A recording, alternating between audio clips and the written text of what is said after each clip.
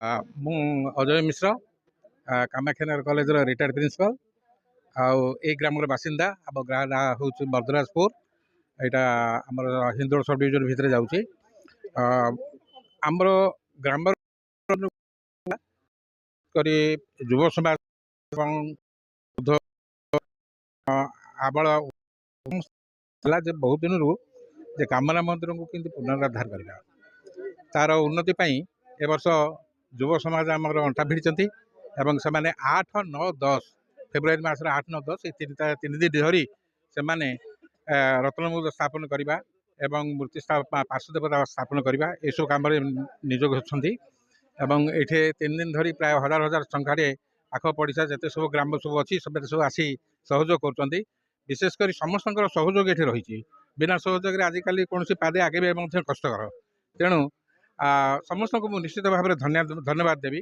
ଏଇଟା ଗୋଟେ ଆଧ୍ୟାତ୍ମିକ ଚିନ୍ତାଧାରାରେ ସମସ୍ତଙ୍କୁ ନେବା ପାଇଁ ଏବଂ ସମସ୍ତଙ୍କୁ ସାମିଲ କରିବା ପାଇଁ ଗୋଟେ ମାର୍ଗ ବୋଲି କହି ଚଳେ। ତେଣୁ ସମସ୍ତଙ୍କର ସହଯୋଗ ଏଠି ରହିଛି ଏବଂ ଧନ୍ୟବାଦ ଦେବି ନିଶ୍ଚିତ ଭାବରେ ଯେଉଁମାନେ ସବୁ ପଣ୍ଡିତମାନେ ଆସିଛନ୍ତି। ସେମାନେ ରାତି 9ଟା 10ଟା ପର୍ଯ୍ୟନ୍ତ ବିଭିନ୍ନ ପ୍ରକାର ପ୍ରବଚନ ଦେଉଛନ୍ତି। ଦେବାଦେବୀଙ୍କ ବିଷୟରେ ସମ୍ୟକ ଧାରଣା ମଧ୍ୟ ଆମମାନଙ୍କ ପାଖରେ ସେ ଉପସ୍ଥାପନ କରୁଛନ୍ତି।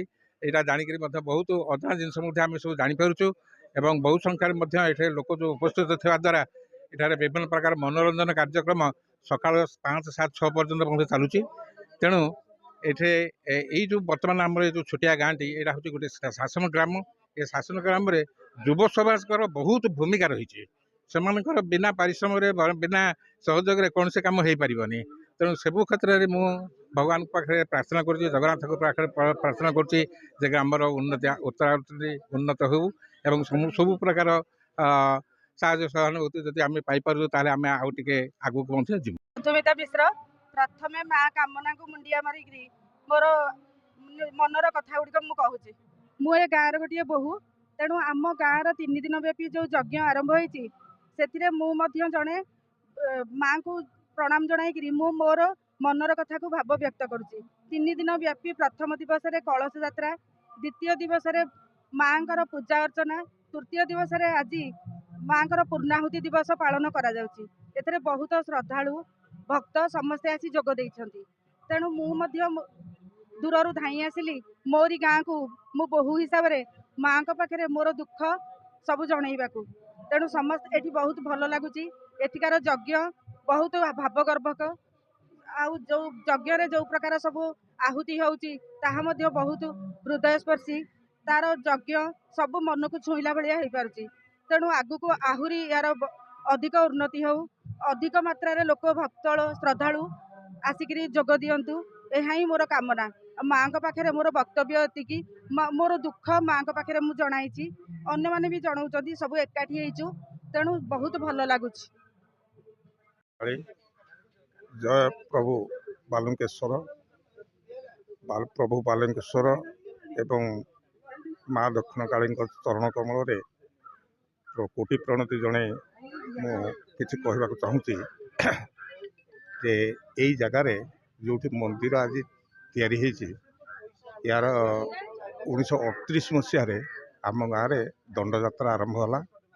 ଦଣ୍ଡଯାତ୍ରାର ଯୋଗୁଁ ସେମାନେ ଏଠି କାମନା ଘର ପ୍ରତିଷ୍ଠା କରିବା ଉଦ୍ଦେଶ୍ୟରେ ଗୋଟିଏ ଚାଳ ଘର କରିଥିଲେ ଏବଂ ଏଠି ମା ଦକ୍ଷିଣ କାଳୀଙ୍କୁ ସ୍ଥାପନା କରି ଦଣ୍ଡ ଆରମ୍ଭ କଲେ।